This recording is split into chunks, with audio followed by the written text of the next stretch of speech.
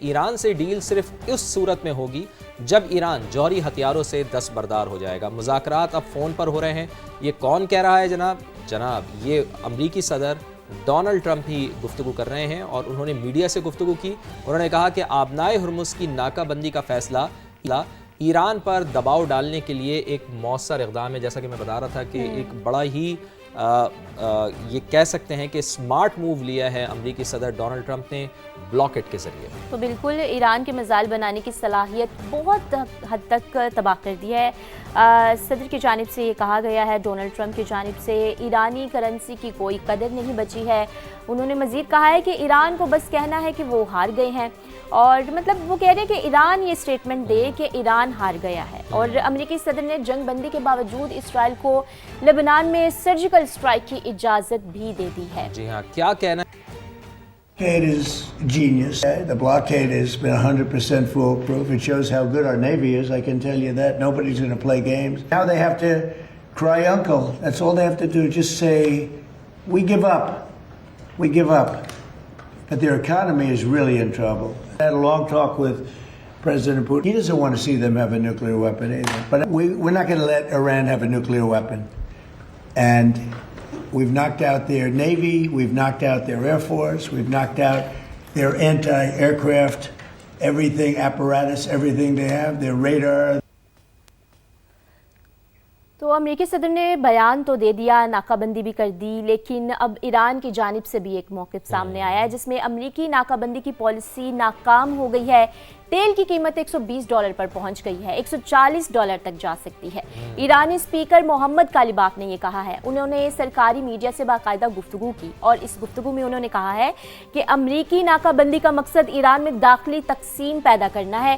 Trump شدت پسند اور اعتدال پسند گروہوں میں تقسیم کر کے دباؤ ڈالنا چاہتے ہیں۔ جی ہاں، دشمن معاشی دباؤ بڑھانا چاہتا ہے۔ باقر کالیباف کا یہ بھی کہنا ہے قومی اتحاد ہی دشمن کے عزائم کے خلاف واحد حل ہے۔ یعنی باقر کالیباف کا اگر موقف دیکھیں تو وہ یہ کہہ رہے ہیں کہ بلاکٹ جو کی گئی ہے امریکہ کی جانب سے، اس کا الٹا اثر ہو رہا ہے، اس کا الٹا امپیکٹ پڑ رہا ہے، چونکہ اس وقت جو ہم تیل کی قیمتیں دیکھ رہے ہیں وہ بہت زیادہ انکریز ہو گئی ہیں، اور 2022 کے بعد ہم نے یہ دیکھا ہے کہ اس وقت سب سے زیادہ تیل کی قیمتوں میں اضافہ ہوا ہے، جس سے پوری دنیا ہی متاثر ہو رہی ہے۔ اس کے ساتھ ساتھ ایک بڑا اہم رابطہ ہوا ہے، تو میں چاہوں گا کہ اس سے متعلق بھی ہم کیتھرین اپنے ناظرین کو بتا دیں، اور یہ بڑی اہم ڈیولپمنٹ ہے، یہ بڑا اہم رابطہ ہے، جیسا کہ ہم نے اپنے انٹرو میں بھی بتایا تھا، اپنی ٹاپ سٹوریز میں بھی بتایا تھا، تو میں چاہوں گا ذرا آپ اس کی خبر کی تفصیل بتا دیں۔ بالکل، تو یہ اہم رابطہ جو ہے وہ امریکی صدر ڈونلڈ ٹرمپ اور روسی ہم منصب ولادیمیر پوٹن کے درمیان ہوا ہے، اور یہ رابطہ 1.5 گھنٹے کی بات چیت ہے۔ روس کے صدارتی ترجمان کے مطابق ایران کے جوہری پروگرام کے حل کے لیے مختلف تجاویز پر تبادلہ خیال کیا گیا اس رابطے میں۔ تو صدر پوٹن نے مختلف تجاویز بھی پیش کی ہیں، دونوں رہنماؤں کے درمیان ممکنہ معاشی اور توانائی منصوبوں پر بھی گفتگو کی گئی ہے۔ بالکل، بڑا اہم یہ رابطہ ہے دونوں صدور کا، دو بڑے آپس میں گو کے بیٹھے تو نہیں، لیکن ٹیلی فون کا ذریعہ انہوں نے استعمال کیا، ٹیلی فونک گفتگو ان کی جانب سے کی گئی ہے، یعنی کہ امریکی صدر اور اس کے ساتھ ساتھ صدر پیوٹن کی یہ بڑی اہم ٹیلی فونک کنورسیشن ہوئی ہے، 1.5 گھنٹہ طویل ان کی بات چیت ہوئی ہے، اور صدر پیوٹن نے ایک بڑی اچھی تجویز دی ہے۔ انہوں نے یوکرین میں مئی کی جو تقریبات کے دوران عارضی جنگ بندی کی تجویز بھی دی ہے۔ صدر ڈونلڈ ٹرمپ نے یوکرین جنگ کے حل کے امکان پر مثبت رد عمل بھی دیا ہے، یعنی کہ پیوٹن کی جانب سے تجویز دی گئی اور صدر نے اس کے اوپر مثبت رد عمل دیا ہے۔ اب دیکھنا یہ ہے کہ آگے اس کا نتیجہ کیا نکلتا ہے عملی طور پر۔ ڈونلڈ ٹرمپ کے مطابق یوکرین تنازع کے حل کا معاہدہ بالکل قریب ہے، لیکن یہ بات کیتھرین امریکی صدر ڈونلڈ ٹرمپ بہت پہلے سے کہتے آ رہے ہیں کہ یوکرین تنازع حل ہونے کے بہت قریب ہے، میں یوکرین کا تنازع حل کروا دوں گا، لیکن انفارچونیٹلی ابھی تک بھی اس کا کوئی واضح ہمیں اشارہ نہیں مل رہا ہے۔ اشارے اس طرح اس طرح سے تو ملتے ہیں کہ ان کے بیانات تو آتے ہیں، لیکن عملی طور پر کوئی اشارہ ہمیں اس کا نہیں مل رہا، دونوں کے درمیان جنگ جاری ہے۔ ایک یوکرین کا انہوں نے ایک تنازع حل کروانا تھا، لیکن اس کے بعد ایک الگ ہی تنازع جو کہ آج کل کشیدگی چل رہی ہے، ہمیں وہ سننے کو مل رہی ہے، اور کبھی وہ مذاکرات کی طرف آتے ہیں، کبھی وہ کسی کی بات مان لیتے ہیں، امپلیمنٹ بھی کرتے ہیں، لیکن دوسری جانب وہ یہ بھی کہتے ہیں کہ ایران ہار تسلیم کر لے، جو کہ ناممکن سی بات ہے۔ تو پھر بات یہ ہے کہ جو بڑے ہمیں بتاتے ہیں نا کہ جی دنیا میں صرف طاقتور کا قانون چلتا ہے، تو اپنے آپ کو ہمیں اتنا طاقتور کرنا ہے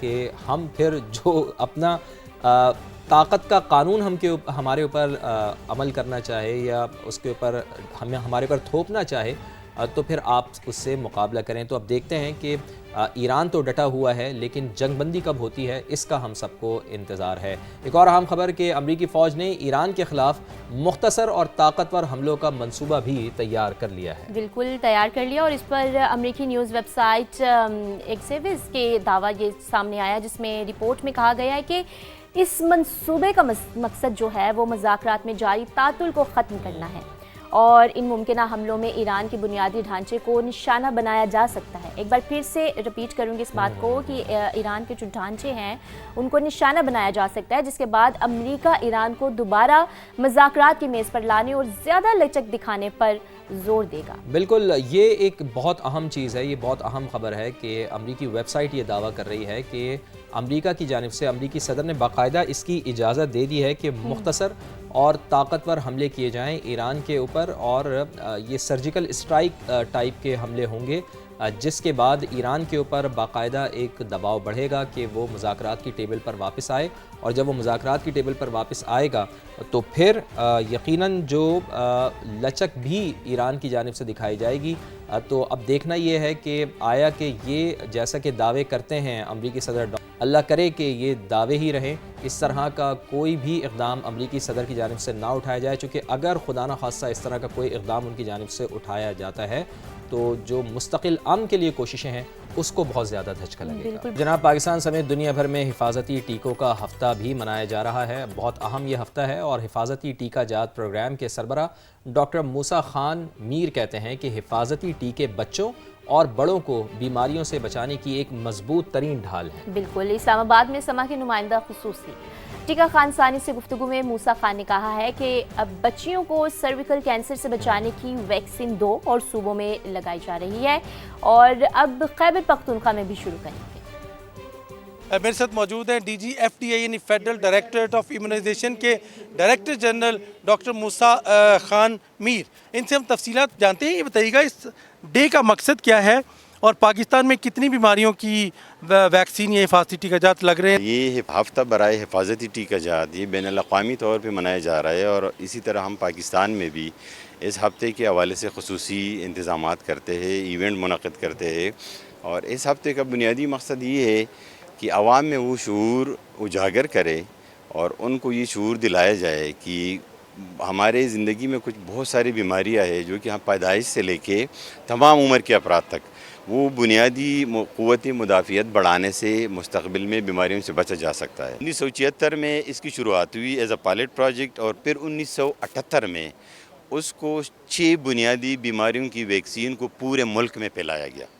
اس وقت سے 6 بنیادی ٹیکہ جات لگائے جاتے تھے، اور اوور دی ایئرز یعنی 20-25 سال کے عرصے میں اللہ تعالیٰ کی فضل سے پاکستان ابھی 13 جان لیوا اور مضر بیماریوں کے خلاف یہی حفاظتی ٹیکہ جات فری آف کاسٹ فراہم کرتے ہیں۔ میں سعودی کا مثال دوں گا، وہ 52 بیماریوں کے خلاف حفاظتی ٹیکہ جات مفت میں لگوا رہے ہیں۔ تو سرویکل کینسر کے خلاف بھی پاکستان میں یہ ٹیکہ جو ہے انٹروڈیوس ہوا ہے، اس کی شروعات ہو گئی ہے، 2 صوبوں میں امپلیمنٹڈ ہے، اور باقی خیبر پختونخوا کے عوام کو میں یہ میسج دینا چاہتا ہوں کہ جو ہم ابھی وہاں پہ آ رہے ہیں اور آپ کے لیے خصوصی تحفہ لے کے آ رہے ہیں، تو اس کو جو غلط لوگ پیغامات پھیلا رہے ہیں، اس کے بارے میں غلط شکوک و شبہات پھیلا رہے ہیں، ان کو نہ مانیں، اور اب یہ ٹیکہ اپنے بچوں کو لگوا کے ان کو ایک صحت مند مستقبل فراہم کریں۔ بچے ہمارے رہ جاتے ہیں، اس کی تعداد پچھلے 4-5 سال میں کافی اس میں بہتری آئی ہے، اور اس پروگرام نے جو حفاظتی توسیع پروگرام ہے وہ کوئی 20 لاکھ بچوں سے لے کے اب 3-4 لاکھ پہ بات آ گئی ہے، لیکن ہمیں ابھی بھی بہت کچھ کرنا ہے۔ ایف ڈی آئی اسپیشلی جو وفاقی ادارہ برائے حفاظتی ٹیکہ جات ہے، وہ ہر وقت تمام صوبوں کے لیے بھی اویلیبل ہے، ان کو گائیڈنس دینے کے لیے، ان کو فیسیلیٹیٹ کرنے کے لیے، اور ان کو ریسورسز یا ذرائع فراہم کرنے کے لیے، اور ان کے لیے باہر سے بھی امداد سے کرنے۔ ہم ہر وقت ہماری خدمات حاضر ہیں۔